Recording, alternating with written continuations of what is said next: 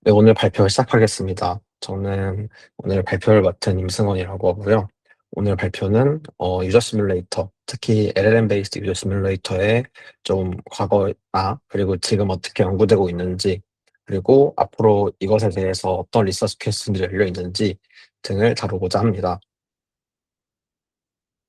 먼저 유저 시뮬레이터 혹은 유저 시뮬레이션이라는 것에 대해서 잘 아시는 분들도 있고 어색하신 분들도 있을 텐데요. 먼저 유저 시뮬레이션이라는 것을 간단하게 설명하고자 합니다. 유저 시뮬레이션은 리얼 유저가 보여줄 법한 액션이나 디시전 메이킹을 시뮬레이션 하는 것을 말합니다. 왜 유저 시뮬레이션이라는 것이 중요하고 많은 공학자들이나 아니면 뭐 머신러닝 엔지니어들이나 이런 연구자들이 연구를 하고 있는지를 생각을 해봤을 때는 유저 시뮬레이션이 잘 만들어지게 되면은 스케일러블하고 반복적인 실험이 가능하게 됩니다. 실제 사람이 없이 말이지요. 그래서 RLHF 다음에 좀 스케일러블한 방식으로 RLAIF가 나온 LLM의 그런 역사처럼 이런 것들이 가능하게 되는 경우들이 있고, 그리고 실제 좀 디플로이먼트 입장에서도 사실 어떤 시스템을 만들 때 되게 저비용의 테스팅이 가능하겠죠. 유튜브나 넷플릭스 같은 추천 시스템을 만들 때도 실제 사람들이 어떤 알고리즘을 좋아할지를 실제 사람의 개입이 적은 상태로 시뮬레이션 할 수 있게 됩니다. 그리고 또 저희 요즘 NLP 혹은 LLM의 역사 그런 컨텍스트에서는 유저라는 것은 AI 어시스턴트나 에이전트에게 알 수 없는 또 다른 환경이기도 합니다. 어, 저희가 NLP 연구실이고 LLM을 많이 하다 보니까 LLM 베이스드 유저 시뮬레이션에 대해 되게 익숙하고 그것이 유저 시뮬레이션의 전부라고 생각할 수도 있는데요. 사실 유저 시뮬레이션은 LLM이나 NLP의 역사보다도 굉장히 오래되었습니다. 먼저 대화형 유저 시뮬레이터는 저희가 옛날에 LLM이 없을 때에도 챗봇이라는 것은 있었고 어떤 무엇이든 물어보세요 이런 서비스들이 있었잖아요. 그때 또 이제 유저 시뮬레이션 연구가 되어 오고 있었습니다. 그때 당시에는 virtual counterpart라고 볼 수 있을 것 같아요. 다이얼로그 대화 정책을 학습하거나 평가하는 데 사용되는 다이얼로그 시스템의 어떤 virtual counterpart였고요. 주로 이때는 어떤 아젠다를 만들어서 그런 아젠드를 좀 멀티턴에 걸쳐서 하나하나씩 발화하는 그런 아젠다 베이스드 유저 시뮬레이션의 방식으로도 많이 진행을 했었고요. 혹은 사용자가 실제로 할 말들을 확률적으로 말하는 어떤 확률 통계 모델 혹은 뭐 땡NN을 활용한 뉴럴 모델들이 있었습니다. 하지만 이런 모델들은 LLM들이 보여주는 그런 제로샷 제로샷 능력이 없었던 그런 시기이기 때문에 굉장히 특정한 도메인의 온톨로지에 상당히 의존적이었던 부분들이 있고요. 그리고 다이버시티 측면에서도 그렇고, 그리고 어떤 바이버스한 언어 생성 모델, NLG 모델이 없었기 때문에 되게 템플릿화된 거기에 살만 조금 입히는 그런 어퍼런스들이 그런 것들밖에 모델링 될 수밖에 없었던 어떤 한계점들이 있었습니다. 이런 것들이 굉장히 리얼 월드의 유저들이랑은 거리가 좀 멀죠. 오른쪽에서도 단순히 이제 유저 시뮬레이터 같은 경우에는 나는 어떤 좋은 바를 찾고 있어. 아니야, 나는 와인바가 아니라 맥주바를 찾고 있어. 이런 식으로 좀 템플릿스러운 그런 말들밖에 할 수가 없었습니다. 반면 어떤 컨버세이셔널한 유저 시뮬레이터만 있던 것은 아니었습니다. 이것보다 더 오래된 역사는 넌 컨버세이셔널 유저 시뮬레이터 측면에서 볼 수 있는데요. 어터런스가 아니라 리얼 유저가 보여줄 것 같은 액션을 모사하는 겁니다. 예를 들면 이제 인포메이션 리트리버 같은 요즘은 서치라고 많이 불리고 있는데요. 이런 구글에서 보여주는 그런 구글이나 네이버 같은 정보 검색 도메인입니다. 이런 데서는 어떤 사용자의 클릭 확률을 예측하는 클릭 모델들이나 아니면은 어떻게 사용자들이 검색을 할지, 검색 세션을 어떻게 사용자들이 매니지를 할지 그런 것들을 시뮬레이션 하곤 했습니다. 또 유튜브나 넷플릭스, 스포티파이 같은 추천 시스템, 컨텐츠 추천 시스템 같은 경우에는 또 어떤 추천 시스템을 RL로 학습하기 위한 어떤 시뮬레이션 환경을 제공하기도 했습니다. 그래서 이런 연구들은 주로 어떤 컨텐츠라는 걸 갖고 있고 학습, 추천이라는 것을 학습하기 위한 빅테크에서 주로 연구가 되어 왔습니다. 뭐 비디오는 넷플릭스 혹은 정보 검색, 인포메이션 리트리버는 구글, 도매 서비스는 아마존, 음악은 스포티파이 이런 것이겠지요. 그래서 이런 각각의 다른 방식으로 어, 본인 서비스에 맞춰서 연구를 해왔겠지만 주로 오른쪽 같은 형식을 띠고 있습니다. 이러한 유저 스테이트를 가진 for this user를 위해서 among these contents 이런 컨텐츠들 중에서 어떤 것들을 추천할지 하는 빨간색 추천 시스템을 학습을 하게 되고요. 오른쪽 아래에는 유저 시뮬레이션 혹은 유저 액션 시뮬레이션 이런 컨텐츠들이 주어졌을 때 유저가 어떻게 행동할 것인지를 예측을 하는 방식으로 진행되겠습니다. 즉 이것은 이제 어, 액션을 예측하는 유저 액션 시뮬레이션 분야라고 볼 수 있겠습니다. 다시 저희가 친숙한 LLM에서의 유저의 역할로 돌아오려고 합니다. LLM이 되게 많이 핫해졌던 것이 챗GPT 때부터잖아요. 그래서 챗GPT가 나왔던 게 2022년 말이었는데 그때부터 유저라는 역할은 어떻게 정의가 되었는지 살펴보려고 합니다. GPT가 나오기 전에 이제 언어 모델 1황이라고 한다면은 뭐 T5나 그런 T5나 뭐가 있을까요? 그런 모델이라고 볼 수 있는데 이때는 인스트럭션 튜닝의 시대였습니다. 그래서 유저는 뭔가 요즘 고려되는 그런 느낌보다는 단순히 태스크를 부여하는 역할 혹은 첫 턴 프롬프트를 주는 역할로 정의가 되어 왔습니다. 예를 들어서 저희가 지금에는 GPT한테 프리폼으로 이거를 프렌치로 번역을 해줘라고 입력을 하지만 이때는 각 태스크를 학습을 하기 위해서 태스크는 트랜슬레이션이다 이런 식으로 부여가 됐었거든요. 이때는 사실 유저라는 것이 껍데기였긴 했지만 단순 첫 태스크를 부여하는 역할로 정의가 되었었고요. 음, 챗GPT가 나오면서 RLHF라는 개념이 등장하게 되었습니다. 이때 유저 역할은 처음 프롬프트만 주는 역할이 아니라 프롬프트를 줬을 때 언어 모델이 대답을 하면은 그 대답을 평가할 줄 아는 혹은 그런 평가 점수를 제공하는 그런 존재가 되었습니다. 그래서 마치 이때 유저의 역할은 그런 컨셉은 마치 어시스턴트의 말이나 행동에 대한 스코어링 펑션을 역할을 하게 되었습니다. 그래서 이런 스코어링 펑션들을 잘 학습을 하여서 휴먼 피드백을 잘 반영해서 그것들을 높일 수 있는 발화를 하게 된 것이 셀프 인스트럭트 그리고 그것이 반영된 게 챗GPT 이런 식으로 볼 수 있을 것 같고요. 어, 이때 2023년 후반부터는 이제 멀티턴 벤치라는 MT 벤치가 되게 많이 그런 류의 벤치마크들이 많이 나오게 되면서 LLM이 싱글턴이 아니라 멀티턴 인터랙션을 할 줄 아는 뉴럴 모델로 좀 승격이 되는 그런 느낌이었습니다. 그래서 사용자는 첫 턴을 프롬프트를 주는 역할뿐만이 아니라 그 이후에 상응하는 어, 팔로잉하는 subsequent utterance를 줄 아는 사람이 되었던 것이지요. 그래서 이때는 싱글 턴, 첫 턴만 말하는 것이 아니라 그 다음 턴도 모델링 할 줄 아는 것이 이제 LLM이 그렇게 역할을 할 수 있게 되면서 어, 몇 번 턴, N 개의 턴, 멀티 턴 이런 개념들이 좀 나오게 됐던 것 같습니다. 어, 후속 어터런스를 말한다는 것은 여러 가지 역할이 있겠지만 좀 크게 생각을 해봤을 때는 어떤 이전 턴에 대한 유저의 피드백을 후속 턴에서 줄 수도 있을 것 같고요. 혹은 조금 확장된 새로운 태스크 혹은 새로운 태스크를 제공을 하는 그런 역할로 이 유저 쪽의 역할을 좀 굉장히 다이나믹하고 다채롭게 만들 수가 있겠죠. 그래서 저의 시각으로는 이러한 때부터 에이전트나 어시스턴트 입장에서는 유저가 환경이 되었다고 생각을 합니다. 저희가 어떤 RL에서 주로 연구하는 환경이라는 것은 에이전트가 어떤 행동을 하면은 거기에 맞는 옵저베이션을 제공을 하는 것을 일단 환경이라고 크게 간단하게 정의를 한다면은 그 환경에 부합을 하는 것이겠죠. 네, 그리고 더 발전을 하게 되면서 에이전트라는 말도 많이 나오게 되고, 휴먼 에이전트 콜라보레이션, HAC 이런 말들이 나오게 되면서 LLM의 유저란 역할이 조금 더 유저 센트릭 에이전트를 위해서 존재하는 유저, 혹은 휴먼 에이전트 콜라보레이션, 휴먼 AI 인터랙션을 위한 그런 도메인에서 유저라는 걸 새로 정의가 되고 있었습니다. 이때는 유저의 역할은 조금 더 확장되어서 태스크를 주는 동시에 뭐 후속 턴도 주게 되고 멀티턴은 기본인 것이겠죠. 그리고 환경 그 자체가 되게 됩니다. 저희는 에이전트를 일반적으로 생각을 해봤을 때는 에이전트에게 환경이라는 것은 어떤 코드 환경 혹은 툴 환경 혹은 뭐 게임 환경 이런 것들을 생각해 볼 수 있겠는데요.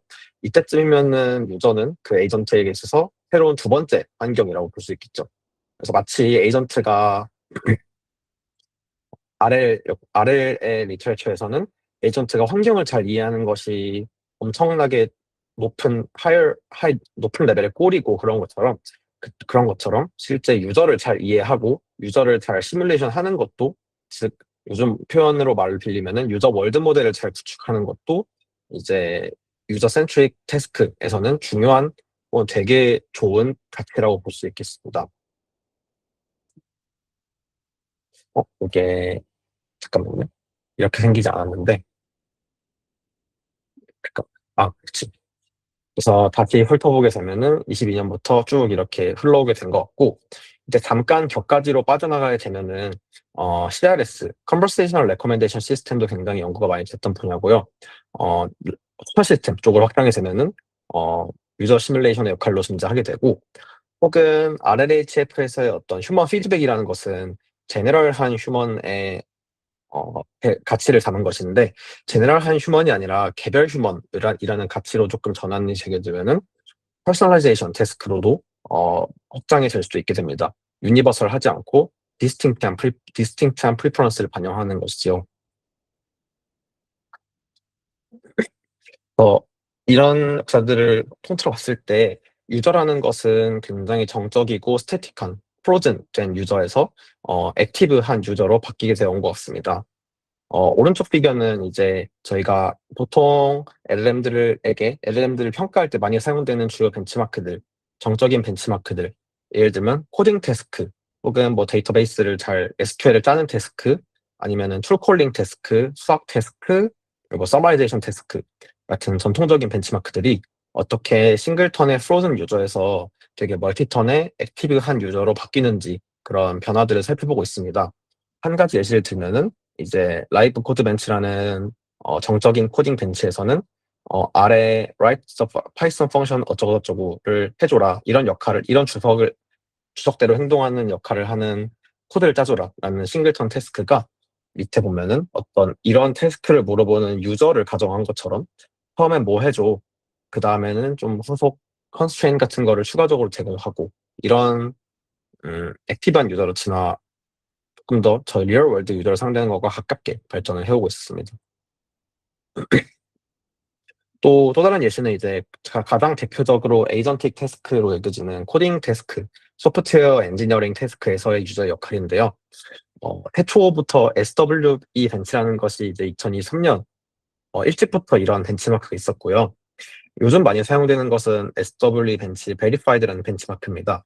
이거는 SWE 벤치에서 어떤 문제점이 있어서 이 베리파이드라는 이름이 붙은 벤치마크가 나왔냐면은 많은 어떤 GitHub 이슈들이, 처음에 GitHub 이슈 저희가 보면은 어떤 문제가 있다라고 나오잖아요. SWE 벤치가 그런 것들로 코딩 태스크를 만든 것들인데, 실제 많은 사용자들의 어떤 리얼 유저의 이슈들은 첫 턴에서는 언더스페시파이드 되어 있고, 그 후속 어떤 디스커션 과정에서 어떤 제약 사항들이나 첫 턴에 드러나지 않았던 정보들이 공개가 되는 경우들이 많았다고 합니다. 하지만 그런 것들은 싱글턴에서 평가되는 코딩 에이전트를 평가하기에는 첫 턴의 정보들이 주어지지 않기 때문에 이제 모든 정보가 주어지지 않은 좀 좋지 않은 태스크였던 것이었죠. 그래서 어떤 한 방향으로는 그런 첫 턴에 언더 스페시파이드 된 그런 리얼 월드의 유저 같은 가치들이 조금 더 엄밀한 평가를 위해서 배제되는 그런 방향성도 있고, 혹은 오른쪽 방향으로는 아예 SW라는 소프트웨어 엔지니어링 태스크를 유저 시뮬레이션과 에이전트의 협력 작품으로 곧 리얼월드 태스크로 만들기 위해서 애초에 코딩을 시도하는 유저 시뮬레이터를 만들어서 멀티턴에 걸쳐서 이 태스크들을 수행을 하는 것으로 바꾸는 과정도 있었습니다. 유저의 역할이 이렇게 서로 다른 방향으로서 해석이 되어서 음, 서로 다른 방향으로 갈라지는 그런 모습이었고요. 사실 에이전트에게 있어서 다양한 환경의 발전이 어떻게 되어 왔는지를 살펴보려고 합니다. 웹 에이전트나 툴 에이전트, 서치 에이전트, 코드 에이전트 같은 여러 대표적인 에이전트 태스크에서는 많은 좋은 환경을 만들려는 많은 연구들이 있었습니다. 저희 연구실에서도 그런 연구를 많이 했었고요. 그런 더 좋은 환경을 정의할 때 다양한 가치들이 있을 텐데, 여러 에이전트를 위한 환경의 태스크에서는 조금 리얼월드의 환경들을 잘 담고 있는지, 그런 리얼리즘, 혹은 우리가 그 환경을 얼마나 통제해서 만들 수 있는지 그런 컨트롤러빌리티 측면에서 굉장히 많이 언급이 되어 왔습니다. 예를 들면 뭐 웹 에이전트 같은 웹 아레나 태스크에서도 그렇고요. 뭐 MCP 서버 같은 것들을 사용하는 툴 에이전트도 그렇고 서치 에이전트 그리고 뭐 클로드 코드 같은 그런 코딩 에이전트의 도메인도 그랬었습니다. 반면에 저희가 이제 유저 시뮬레이션을 요즘 사람들이 상대하는 에이전트에게 있어서 두 번째 환경이라고 가정을 내려본다는 상태에서 유저 시뮬레이터는 좀 프로필을 따르는 혹은 롤플레잉 태스크로서 많이 여겨졌던 것 같습니다. 어떤 유저 시뮬레이터에게는 프리퍼런스가 주어지고, 혹은 대화 스타일이 주어지고, 혹은 성격, 혹은 좀 데모그래픽스 이런 인포메이션을 처음에 컨디셔닝을 준 상태에서 그 뒤에는 어떻게 되는지는 잘 관리하지 못한 채 많이 연구가 되어 왔던 것 같은데요. 그래서 뭐 일부 연구들은 이런 현상들을 진지하게 다루기도 했지만 좀 주요한 유저 시뮬레이션 연구들에서는 유저 시뮬레이터를 롤플레잉 프로블럼 혹은 프로필 팔로잉 프로블럼으로 여겨졌던 것 같습니다. 예를 들면은 환자 시뮬레이션 같은 경우에는 환자의 어떤 진단 기록이나 어, 환자의 처음에 뭐 성격 혹은 랭귀지 프로피셔런시 등등등 이런 것들을 처음에 컨디션을 주는 그런 느낌이었고요. 어떤 컨텐츠 같은 경우에서는 어떤 컨텐츠 시청 이력이 있는 그런 것들을 처음에 컨디션을 주는 느낌, 그리고 어떤 이름이나 너는 어떤 것들을 하고 싶다 하는 태스크를 부여하는 그런 방식으로도 유저 시뮬레이션이 정의가 되어 있었습니다. 음, 하지만 그런 에이전트에게 있어서 인바이러먼트를 만드는 것과 유저 시뮬레이터를 만드는 것들을 조금 대비해서 생각을 해보려고 하는데요. 뭐 코딩 태스크나 아니면 서치 태스크 같은 그런 태스크를 위한 환경을 만드는 것은 다소 이제는 소프트웨어 엔지니어링의 프로블럼입니다. 즉, 코딩의 역할이 되었는데요. 어, 뭐 클로드 코드 같은 그런 코딩 에이전트의 도움을 받아서 이제 더 좋은 환경을 만드는 것은 이제는 꽤나 스케일러블 해졌던 것 같습니다. 스케일러블 해지고 더 어려운 환경들을 만들 수 있어지고 더 안정적인 환경들을 만들 수 있어졌는데요. 반면에 LLM 유저 시뮬레이터를 만드는 것은 단순한 소프트웨어 엔지니어링 태스크는 아닌 것이고, 그러기에 조금 더 오픈엔디드 리서치 퀘스천이라고 볼 수 있을 것 같습니다. 왜냐하면 유저 시뮬레이션이라는 것은 기본적으로 에이전트 입장에서 환경을 만드는 것이기 때문에 환경을 만드는 어떤 엔지니어링적인 요소도 있지만, 반면에 그 대척점에서 휴먼의 비헤이비어를 모델링하는 것이기 때문에 굉장히 인지적인 그런 태스크이기도 하기 때문입니다. 그래서 이런 관점, LLM 유저 시뮬레이터를 좀 에이전트에게 주어지는 또 다른 환경이라는 관점에서 다양한 리서치 퀘스천들이 정의가 될 수 있을 것 같은데요. 뭐 다이버시티나 바이어스 같은 그런 측면에서, 혹은 시뮬레이션 투 리얼의 갭이 존재한다는 측면에서, 그리고 유저 월드 모델링 혹은 유저 모델링의 측면에서, 그리고 컨트롤러빌리티의 측면에서 다양하게 생각을 해볼 수 있을 것 같습니다. 먼저 하나하나 논의해 보려고 싶은데요. 가장 먼저 생각해 볼 수 있는 문제는 다이버시티나 바이어스의 측면입니다. 어, 실리콘 샘플링이란 말이 있는데요. LLM으로 통계학 혹은 데모그래픽스 같은 거를 하는 연구에서 많이 쓰는 말인데, 단순히 LLM에게 특정 페르소나나 어떤 데모그래픽 정보나 여러 정보들을 컨디션을 하는 것이 정말 리얼 월드의 휴먼들을 그 자체로서 우리가 에뮬레이션 할 수 있을 것이라는 그런 좀 옵티미스틱한 뷰입니다. 하지만 LLM들이 그렇게 저희의 바람대로 행동해 주지는 않는데요. LLM들의 의견들은 특정 데모그래픽 그룹을 대변하기도 합니다. 전체 인구가 아니라요. 이제 왼쪽 이제 파란색으로 보여지는 피겨 같은 경우에는 언어 모델들이 주로 대변을 하고 있는 포퓰레이션 그룹을 표시하고 있고, 숫자가 진한 파란색으로 표시가 될수록 그것을 많이 대변한다는 것인데, 이제 모델들이 여기 보면 오픈 AI의 이제 챗GPT 이전부터 존재하던 모델들이고요.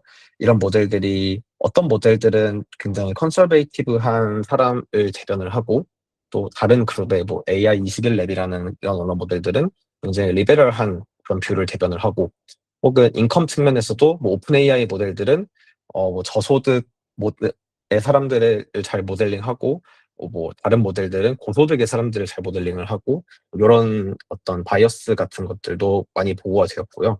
그리고 오히려 페르소나를 프롬프팅하는 것들이 스테레오타입이나 혹은 조금 과대 해석을 부여하는 경우들도 있습니다. 또 오른쪽 예시 같은 경우에는 컴퓨터에 관련된 정보를 물어보는 그런 상황에서 어떤 그냥 일반적인 사람들 일반적으로 말하겠지만 막 괜히 non-binary person이라는 페르소나를 부여하게 되면은 컴퓨터 일렉트로닉스 얘기를 하는데도 나는 컴퓨터를 고를 때 뭐 non-binary의 시선을 잘 대변을 해주는 그런 제품들을 선택을 한다 이렇게 과대 해석을 하는 이런 경우들도 있었고요. 그래서 LLM들에게 부여되는 다이버시티나 혹은 리스폰스 레벨의 다이버시티 같은 것들이 실제 휴먼의 전 세계에 존재하는 휴먼 다이버시티보다는 훨씬 적다. 그런 결론을 내리고 있는 것 같습니다. 또 다른 어떤 연구 큰 토픽으로서는 유저 시뮬레이터의 신트리얼 갭이라는 현상입니다. 신트리얼 갭은 이렇게 뭐 유저 시뮬레이션 넷 이런 분야에서 정의된 용어는 아니고 로보틱스에서 주로 정의가 되고 있는 용어입니다. 실제 리얼 월드의 어떤 굉장히 울퉁불퉁한 길이나 굉장히 예상할 수 없는 그런 이벤트들이 일어나는 것들을 로봇은 이제 시뮬레이션 위에서 학습이 되기 때문에 얼마나 이런 시뮬레이션의 물리법칙이 실제 월드의 물리법칙들을 잘 담고 있는지 그런 시뮬레이션과 리얼 월드의 갭이 얼마나 적은지 그런 용어인데요. 유저 시뮬레이터를 환경으로 바라보는 이런 뷰에서도 이 심퓨리얼 갭이라는 것을 그런 로보틱스의 심플격에서 빌려서 정의할 수 있을 것 같습니다. 즉, LLM들은 실제 휴먼 라이크한 비헤이비어를 잘 시뮬레이션 할 수 있는지인데요. 많은 연구들은 이제 유저 시뮬레이터들을 이제 콜라보레이티브한 유저로 많이 가정을 하고 있습니다. 예를 들어서 에이전트가 뭔가를 물어보면 고지고대로 이쁘게 이렇게 정보를 다 제공을 하고 혹은 실제 사람이 보여줄 만한 감정의 변화 같은 것들 에이전트가 잘 못하면 화가 나거나 뭐 그런 것들을 가정하지는 않죠. 하지만 리얼 월드 유저들은 굉장히 넌 컬라보레이티브 하기도 합니다. 쓸데없는 말을 중간에 하기도 하고요. 에이전트가 뭐가 안 된다고 하면 화를 내기도 하고 그리고 발화를 깔끔하게 모든 정보를 다 담아서 제공을 한다기보다는 인컴플리트한 어터런스를 많이 생성을 하기도 합니다. 요즘 현대 LLM들이 대부분들은 모든 LLM들은 이제 RLHF나 얼라이먼트 튜닝, 포스트 트레이닝 등으로 더 어그레이블 하고 더 정중하고 그리고 덜 단정적인 방향으로 LLM들이 사고학습이 되고 있는데요. 이제 그런 것들로 인해서 발생이 되는 측면들이고 이런 것들이 단순한 유저 시뮬레이터를 정말 사람같이 모델링할 때는 좀 구조적으로 충돌되는 부분들이 있다. 이런 문제의식이 심크리얼 갭이라고 볼 수 있을 것 같습니다. 또 LLM의 어떤 특성상 LLM들은 이제 조금 더 어시스턴트로서 행동하고 어시스턴트로서 말하도록 학습이 되기 때문에 유저 시뮬레이션을 할 때 가끔씩 주어지는 롤에서 이탈하는 경우들도 굉장히 많습니다.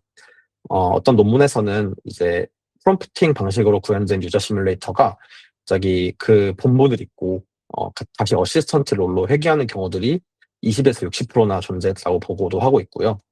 또 이제 단순하게 프롬프팅된 유저 시뮬레이터는 어떤 과하게 순종적이고 그리고 이제 실제 사람들은 그렇게 셀프 어웨어하지 않은 경우들이 많잖아요. 내가 좀 많이 힘들고 어렵고 기분이 안 좋은데 왜 그런지 좀 알 수 없는 경우들이 대부분인데 그 셀프 어웨어가 적은 경우들이 있는데 LLM으로 그런 좀 어려운 사람을 모델링 했을 때는 좀 실제 사람의 속면과는 다르게 굉장히 셀프 어웨어한 내가 무엇이 문제인지 무엇이 좀 힘든지 그런 것들을 굉장히 잘 알고 있는 음, 그런 경향들이 있다고 합니다. 이제 다시 조금 이제 에이전트 레벨의 이야기로 올라오면은 에이전트에게 있어서 월드 모델이라는 개념은 에이전트가 이제 상대 환경에 어떤 넥스트 옵저베이션을 예측할 수 있으면은 더 잘 행동할 수 있을지를 논의하는 것이 에이전트에 있어서의 월드 모델입니다. 마찬가지로 그 월드 모델의 개념을 유저에게도 적용할 수 있겠죠. 왜냐하면 지금은 유저는 두 번째 환경이니까요. 그래서 유저 월드 모델링이라는 것을 생각을 해보겠다면은 에이전트가 유저의 어떤 다음 발화 혹은 다음 행동을 예측할 수 있으면은 조금 더 잘 서비스할 수 있을까라는 측면입니다. 에이전트에게 월드 모델의 연구는 굉장히 많습니다. 어떤 월드 모델의 대표적인 워크라고 할 수 있는 드리머라는 그런 주요 연구 흐름도 있고요. 혹은 웹 에이전트에게 있어서 그런 넥스트 스테이트 프리딕션 캐퍼빌리티를 굉장히 잘 챙겨줬을 때 성능이 굉장히 많이 올랐다 하는 그런 연구들도 있고요. 음, 그래서 일반적인 유저를 예측을 할 수 있겠다면은 어떤 유저 월드 모델링 태스크를 병행할 수 있겠지만 특정한 한 사람, 이 한 사람의 다음 액션, 혹은 다음 스테이트를 잘 예측할 수 있을까라는 것을 연결을 하면은 또 퍼스널라이제이션 으로도 연결 확장시킬 수가 있을 것 같습니다. 마지막으로는 유저 시뮬레이터의 컨트롤러빌리티인데요. 유저 시뮬레이터도 결국은 환경이기 때문에 환경을 잘 컨트롤할 수 있다는 가치는 이제 환경으로서 되게 중요한 가치라고 많이 여겨지고 있습니다. 유저 시뮬레이터를 상대하는 휴먼 AI 인터랙션 혹은 휴먼 AI 콜라보레이션 같은 태스크에서는 되게 여러 번 실험을 할 때마다 그 결과가 많이 달라지는 그런 현상들을 많이 발견할 수가 있는데요. 그래서 그런 것들은 어떤 에이전트도 굉장히 다이나믹하지만 유저 시뮬레이션도 굉장히 다이나믹하게 좀 어, 스테이블하지 않은 경우들이 있어서 굉장히 여러 번 실험을 했을 때 달라지는 경우들이 발생하게 됩니다. 그래서 스테이블한 이밸루에이션을 위해서는 이 환경이라는 유저 시뮬레이터를 조금 통제할 수 있는 컨트롤러빌리티를 챙겨야 하지 않을까 하는 문제이시고요. 그래서 네, 에이전트 이밸루에이션이 유저 시뮬레이션이 굉장히 흔들리면은 에이전트 이밸루에이션도 언릴라이블 하게 되고 베리언스가 굉장히 클 것입니다. 그래서 이런 경우에는 유저 시뮬레이션의 LLM을 조금 더 도메인 대화 데이터셋으로 파인 튜닝을 해서 조금 덜 흔들리게 만들어준다거나 혹은 어떤 페르소나의 사이클 컨시스턴시를 챙겨주는 방식으로 아래를 하면서 조금 더 컨시스턴시가 멀티턴에 걸쳐서 컨시스턴시가 높은 유저 시뮬레이터를 만들거나 하는 연구도 있었습니다. 이렇게 다양한 연구 분야들을 오픈 엔디드 리서치 퀘스천들을 살펴봤고, 음, 이제 여러 분야에서 이 휴먼 AI 콜라보레이션을 보는 분들이 있고, 저희는 특히 뭐 메디컬 분야나 아니면 요즘은 멘탈 카드의 그런 분야들도 있는데, 그래서 유저 시뮬레이션이 굉장히 다양한 분야에서 저희 연구소에 접근을 하고 있는 것 같아요. 그래서 다양한 시선을 공유해 주시면 좋을 것 같고, 네, 오늘 발표는 여기서 마치겠습니다. 감사합니다.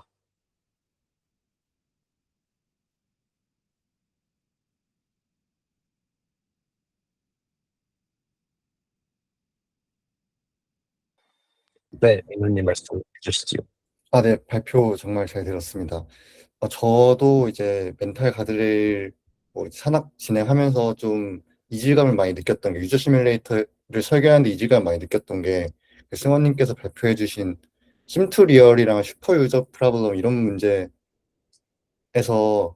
좀 실제 유저와는 많이 다르게 반응을 하고 있다.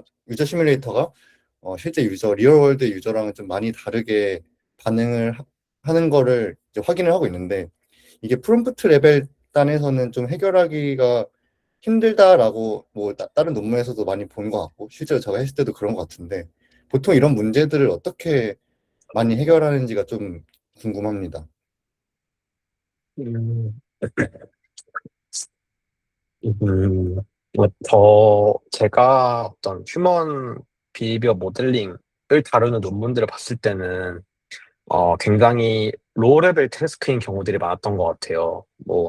어, 예를 들면은 되게 뭐 게임 상황에서 어떤 양자 선택지가 주어졌을 때 어떤 선택을 할 것인지 혹은 조금 그런 마치 뭐 혹은 어떤 서베이가 주어졌을 때 어떤 응답을 할 것인지 막 그렇게 단순하게 스코어링을 하거나 단순하게 선택지 중에 어떤 걸 고르거나 하는 그런 로우레벨 태스크에서 어, 실제 사람처럼 행동하는 것을 연구하는 그런 논문들을 많이 봤던 것 같은데요.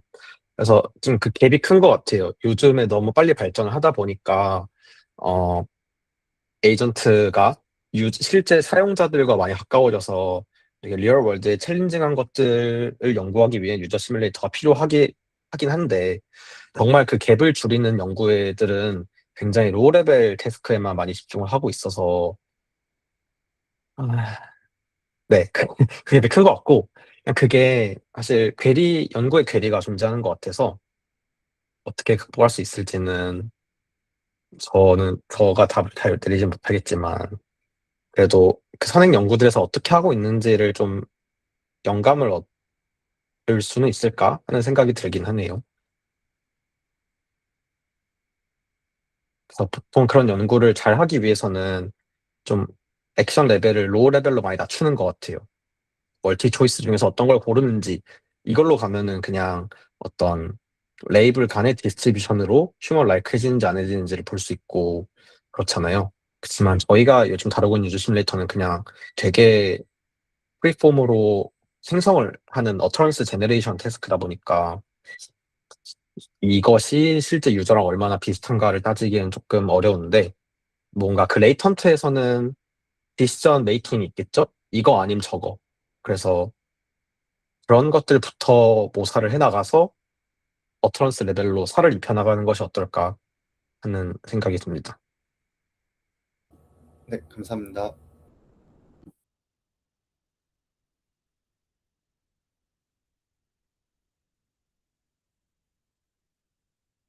네, 형은.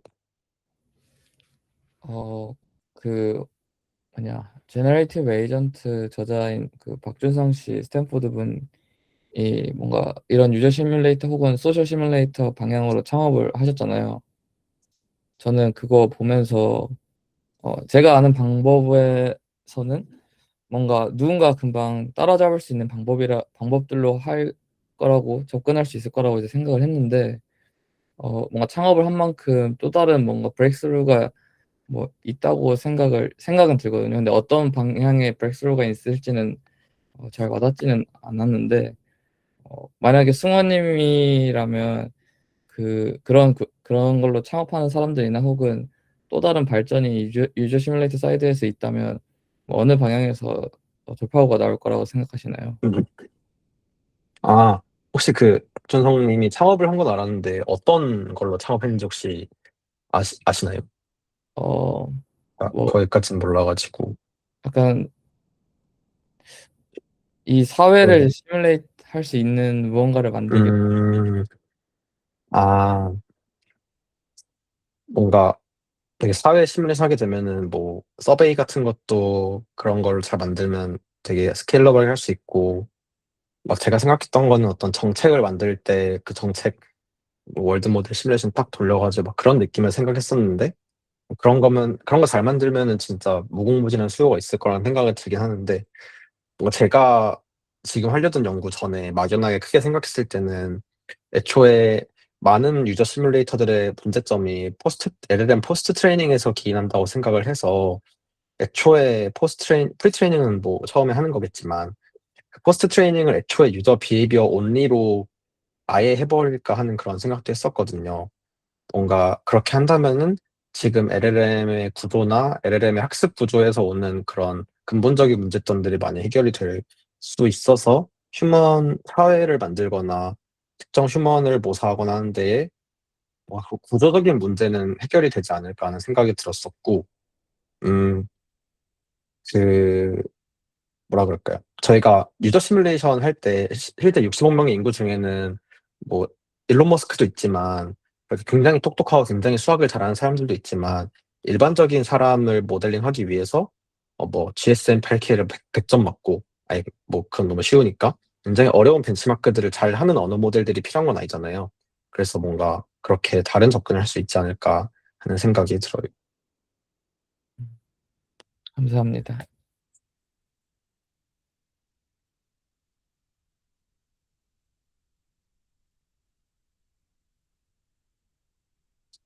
저는 음, 유저 시뮬레이션이 어려운 이유 중에 하나가 그 유저가 갖고 있는 지식 수준과 뭐 코그니티브한 부분들 그리고 심지어는 유저 인텐트까지도 되게 임플리시트하게 작용하고 있는 게 많지만 그게 우리가 모으는 데이터 파이프라인 상에서 전혀 드러나지 않고 그냥 아웃풋만 몇 개 존재하기 때문에 해당 유저를 모델링하기에는 너무 스팔스한 데이터들이어서 같거든요. 근데 그게 뭔가 현재의 데이터 모으는 방식들로 해결이 될 수 있을지 아니면 뭔가 데이터 모으는 방식 자체가 변할지 막 이런 관점이 좀 궁금해요.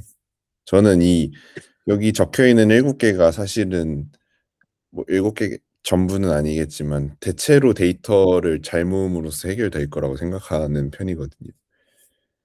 그래서 뭔가 그런 음, 데이터적인 접근을 할 때 기존과 달라질지 아니면은 기존과 똑같이 그냥 하되 아주 다수의 데이터를 모으면 해결이 될지에 대한 의견이 좀 궁금한 것 같아요. 챗GPT나 이런 것도 사실 처음 나왔을 때는 되게 구렸는데 그 실제 유저와 대화하는 그 서비스를 바로 만들고 그 바로 만든 걸 하이프해가지고 엄청 큰 스케일에서 데이터를 모으고 그리고 그걸 바탕으로 또 데이터 파이프라인을 만들고 이래가지고 저는 빠르게 발전했다고 생각해서 뭔가 그런 시각이 있는지 좀 궁금해요.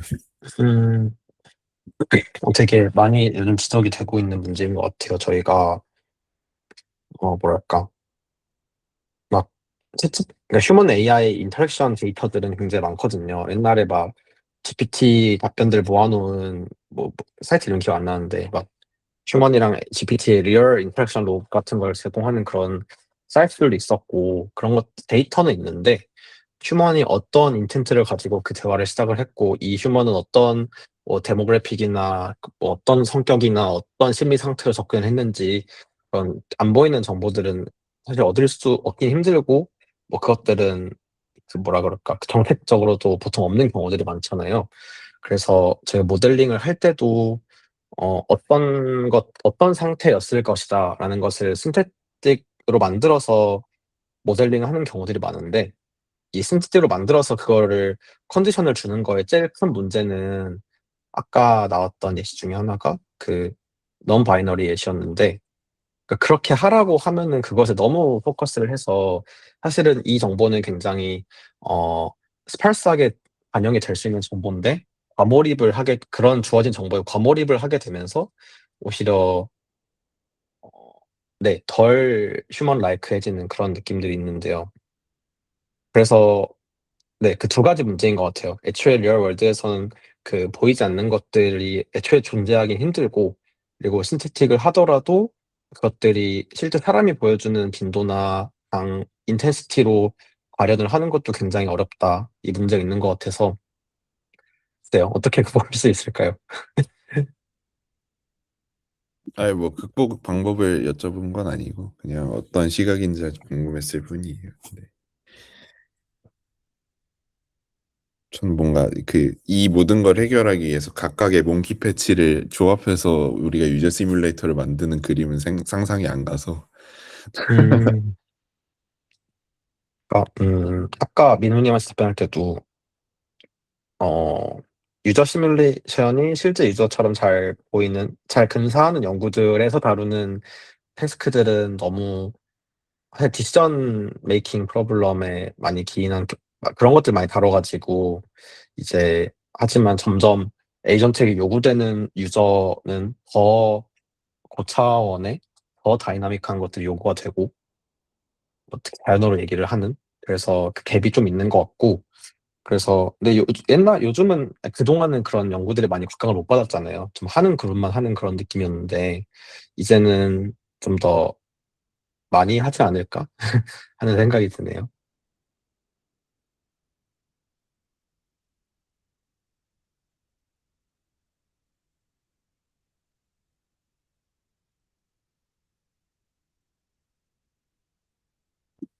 그러면 승원님은 어떤 연구를 하고 싶으세요? 이 유저 시뮬레이터를 계속 하실 생각인가요? 아니면은 음, 저는 뭐라 그럴까? 지금 하고 있는 연구도 어떤 유저 시뮬레이터를 아까 적어놨었는데, 네, 유저 시뮬레이터를 어떤 환경으로서 해석을 하는 엔지니어링의 문제와 그리고 결국 유저 시뮬레이션은 사람을 모사하는 일이기 때문에 휴먼 비헤이비어 모델링이라는 커그니티브 태스크가 다 겹쳐 있는 걸로 보고 있어서 되게 재밌는 문제의식은 이라는 것은 동의하고 되게 연구할 거리도 굉장히 많은 것 같은데 저 개인이 그 이 굉장히 어려운 연구에 솔루션을 낼 수 있을지 사실 그게 조금 아직은 자신이 없어서 재밌지만 뭔가 감당할 수 있을까? 이런 생각이 들어서 지금 다음에 뭘 해야겠다는 생각은 안 들고 그래서 처음에 생각했을 때는 그냥 저희가 에이전트를 환경으로서 바라볼 때 연구되는 많은 연구 주제들, 심트리얼 갭이나 아니면은 환경의 월드 모델이나 이런 것들을 유저 시뮬레이션 쪽에 많이 접목을 하려고 했었고요. 또 다른 생각으로는 유저 시뮬레이션을 만드는 게 벤치마크의 어떤 밸리디티랑 굉장히 많이 연결될 수 있겠다라는 걸 최근에 알게 되어서, 그러니까 저희가 보통 벤치마크를 만들 때는 문제를 하나 만들잖아요. 수학이면 수학 문제, 코딩이면 코딩 문제, 그런 걸 하나를 만드는데 어, 유저 유저 시뮬레이션에 필요한 태스크, 뭐 휴먼 AI 인터랙션 아니면 유저 센트릭한 에이전트 태스크, 그런 것들은 태스크를 만드는 것이 곧 유저 시뮬레이터에게 어떤 정보를 주입할지를 만드는 거라서 이 유저 시뮬레이터가 어떻게 행동하는지에 따라서 그 태스크의 밸리디티가 확보가 되는지 안 되는지도 조금 달라지거든요. 그래서 그런 벤치마킹 혹은 특정이라는 행위 측면에서도 조금 연구를 하고 싶은 것도 있고, 네, 그렇습니다. 네, 감사합니다. 좋은 질문 감사합니다.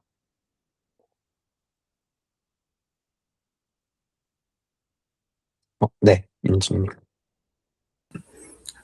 네, 들리시나요? 네, 네, 발표 너무 잘 들었습니다.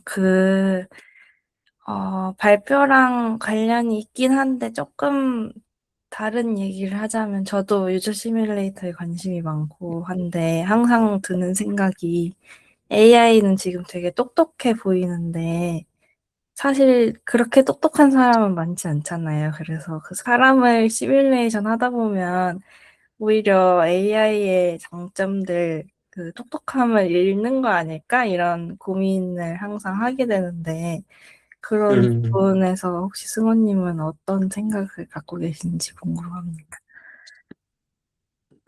뭔가 옛날에는 요즘에 하고 있는 생각 아닌데 옛날에 하고 싶었던 연구는 막 저희 사람한테 IQ가 있고 EQ나 SQ는 많이 유명하지 않지만 소셜 퀄리피케이션, 그런 소셜의 능력으로 생각이 있는데요. LLM들이 일단 IQ는 당연히 있고 EQ나 SQ 같이 휴먼에서 정의될 수 있는 그런 능력들을 어떻게 잘 가졌지? 하는 생각을 하면은 그냥 엄청나게 많은, 걔네들도 심리학 데이터 많이 학습하고 사회학 데이터 논문 책들 많이 학습을 했을 거잖아요. 그래서 그런 압도적인 똑똑함에서 오는 어떤 사람 시뮬레이션, 뭔가 진짜 사람을 잘 예측하는 것이 아니라 그냥 심리학 책을 엄청 읽은 그런 거라고 생각을 했어요. 그래서 이 모델들이 뭐 띠어리엄 마인드 점수가 높고 어떤 소셜 리즈닝 점수가 높고 하는 것들이 진짜 SQ가 높아서 그런 게 아니라 그냥 IQ를 팔로잉 하는 거라고 생각을 했었었는데, 민주님이 방금 말씀하신 것처럼 오히려 그런 SQ나 AQ를 쫓게 되면은 LLM들이 IQ를 좀 잃지 않을까 하는 걱정이 된다는 것도 뭔가 합리적인 방향 같아요. 그래서 저도 LLM들이 애초에 뭐라 그럴까, 저희는 막 살면서 막 친구들이랑 싸우고 누구끼리 막 사이가 안 좋고 그런 것들을 되게 초단위로 인식하잖아요. 저희는 그런 것들을 되게 뭐라 그럴까, 사람은 어떤 다이나믹스들이 있고 감정에 어떤 다이나믹스가 있고 이런 것들 학습할 기회들이 굉장히 많은데 LLM들은 또 그러진 않잖아요. 그래서 그런 차이가 있는 것 같고 우리 조금 트레이드오프가 있지 않을까 생각이 들어요. 네, 감사합니다.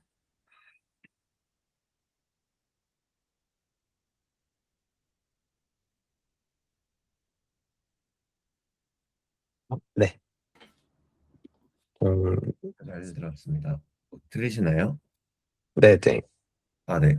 저는 유저 시뮬레이터 쪽은 아니고 조금 다른 질문일 수도 있을 것 같은데, 그, 코딩 소프트웨어 엔지니어링 앤 유저 페이지 보면은, 네. 이 베리파이드 벤치마크 같은 거 얘기하시면서, 어, 실제 유저가 갖고 있는 어떤 모호함, 뭐, underspecified한 그런 부분들을 이제 얘기해 주셨었는데, 저도 이제 관련된 연구를 진행하면서 이제 많이 느끼는 게 이런 유저의 근본적인 좀 모호함이 있기 때문에 어, 우리가 예상치 못한 어떤 페일리어라던가 어떤 리스크들이 많이 발생한다라고 느끼고 있거든요. 근데 이제 다른 기술들을 생각해 봤을 때는 왜 이런 게 없지라고 생각을 해보면 저희가 막 기계공학 같은 거, 뭐 기계를 만들 때 이런 우리가 에이전트와의 인터랙션을 할 때처럼 뭐 프리폼으로 되어 있는 것도 아니고 어떤 뭐 매뉴얼이 있어서 그에 맞게 딱딱딱 넣어주니까 그런 부분에서 오는 문제점은 없다라고 생각이 들었는데 이게 AI 기술 자체가 원래 NLP에서 시작했다 보니까 어떤 대화형이나 뭐 이런 걸로 시작을 해서 프리폼한 걸로 이제 우리가 계속 진화를 해왔고 그게 이제 에이전트로 넘어와서도 물론 이제 다양한 장점이 있기 때문에 유지되는 거라고 생각하긴 하거든요. 근데 이제, 우리가 에이전트를 조금 더 그냥 일을 더 잘 시키는 어떤 기계처럼 우리가 생각을 한다면은 이런 뭔가 프리폼한 대화 형식의 방식이 계속 되어야 하는 건지라는 생각은 좀 들긴 하더라고요. 오히려 그냥 매뉴얼이 있어서 우리가 딱딱딱 지정해 주는 게, 뭐, 뭐, 이제 소프트웨어에는 조금 더 뭐 어울릴 수도 있을 것 같고, 어떻게 보면은. 뭐 이런 생각이 그냥, 그쵸. 네, 하다가 들은 것 같은데, 관련 음. 생각이 혹시 있으신지, 우리가 에이전트와 인터랙션을 어떻게 가져가는 게 좋을 것인지, 하는 음. 부분이 있습니다. 그러게요. 되게 좋은 뷰인 것 같아요. 소프트웨어, 저희가 뭐, AI 에이전트가 요즘에 소프트웨어 대세지만, 원래 소프트웨어는 되게 막, 딱딱딱딱 매뉴얼이 있고, 액션도 프리폼 액션이 아니라 되게 디스크리트한 그런 액트들이 있는 거고, 아, 뭔가, 그런 느낌이 들었던 것 같아요. 여러 에이전트 태스크들에서 그런 동목님의 뷰로 접근을 하기 위해서, 프리폼에서 한 단계 내려서 그렇게 디스크리트한 도메인에서 유의미한 액트들로 나눠서 그런 액트들의 다이나믹스로 뭐 조금 더 태스크 성능을 올린다거나 혹은 더 잘 인터랙션 한다거나 뭐 그런 논문들은 많이 있잖아요. 굉장히 잘 못 쓰게 되면은 되게 토이스러운 논문들이 있고 되게 잘 쓰게 되면은 막 메타 같은 데서 하거나 아니면은 조금 좋은 연구기관에서 하거나 그런 연구들이 있었던 것 같은데 음, 좋은 방향인 것 같긴 한데, 이런 분류, 분류해가지고 조금 공학적 혹은 소프트웨어 그런 전통적인 뷰로 접근하는 속도보다 뭔가 더 빨리 태스크들이 챌린징해지는 속도가 너무 빠른 것 같아서 막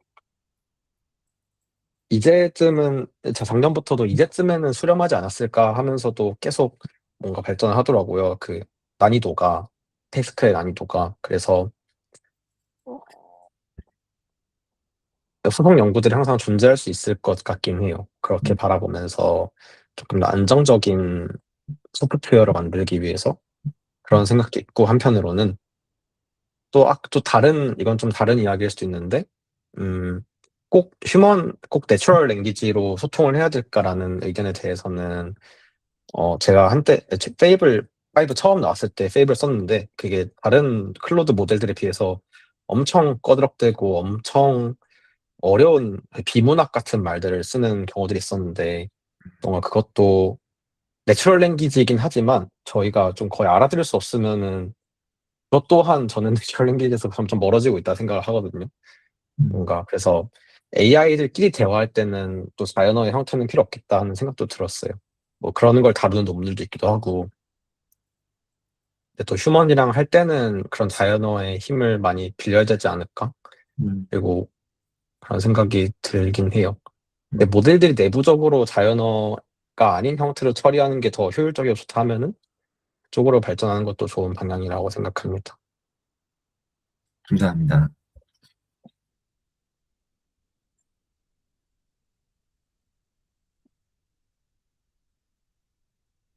네, 규현님. 그 RQ들 올려주신 거를 봤는데 제가 이해하기로는 약간 두 가지 방향이 있는 것 같은데 다이버시티 쪽은 뭔가 분산을 늘려야 한다는 느낌이었던 것 같고 나머지는 오히려 분산을 줄여야 한다라는 느낌이었던 것 같아서 그게 뭔가 아예 다른 문제는 아니겠지만 뭔가 더 중요도가 있다고 생각하시는지 아, 궁금해요. 맞아. 너무, 너무 재밌는 그거예요. 예, 그 60억 명 인구에는 분명 분포라는 게 있잖아요. 그래서 롱테일이 있고 정말 메저리티의 분포가 있는데 말씀하신 것처럼 어, 메저리티를 잘 뭐라 그럴까? 되게 맞는 것 같아요. 음, 보통 이 다이버시티 바이어스 연구들에서 다뤄지는 것들이 롱테일을 잘 못한다. 롱테일도 지켜줘야지, 챙겨줘야지 이런 연구들이 대부분이고 그치만 이 뒤에 나오는 그런 리서치 퀘스천들에서는 일단은 어 리얼 유저가 그러니까 메조리티의 리얼 유저가 보이는 그런 거랑 기본적인 LLM 혹은 프롬프팅으로 보통 베이스라인으로 어떤 특정 비밀을 모사를 한다면은 프롬프팅으로 준 LLM 유저 시뮬레이터가 메조리티가 보여주는 행동과 너무 멀어서 지금은 이 LLM으로 휴먼 비헤이비어를 모사를 하는 것을 일단 메조리티랑이라도 가까이 하는 연구들이 요즘 많이 되고 있는 것 같은데 반면 이게 돼야 이제 롱테일의 필요성이 다시 또 주목을 받게 되고 그제서야 이제 뭐 다이버시티 바이어스 얘기가 나올 것 같아요. 그러니까 방금 말씀하신 문제의식이 아까 말씀드렸던 것처럼 다이버시티랑 바이어스 같은 태스크는 굉장히 로우 레벨 태스크에서 많이 연구가 되고 있었어가지고 로우 레벨에서야 LLM들이 메조리티는 잘 하니까 이 롱테일도 챙겨야지 이런 문제의식이 있는 거지만 요즘 굉장히 빨리 발전하고 있어서 굉장히 하이 레벨의 프리폼 어, 태스크들에서 는 LLM 유저 시뮬레이터가 메조리티의 휴먼마저도 모사를 잘 못한다. 일단 그래서 일로 끌고 오는 있는 것 같고 이게 잘 되면은 이런 하이 레벨에서의 롱테일로도 갈 수 있을 것 같아요. 그래서 상충한다기보다는 먼저 추구해야 되는 가치가 있고 이게 잘 되고 좀 더 챙겨줘야 되는 그런 가치가 있지 않나 하는 그렇게 생각을 하기도 합니다. 저는.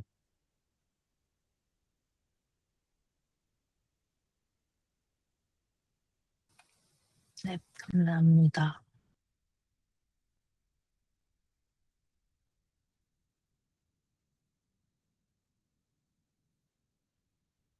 더 말씀해 주실 게 있으실까요?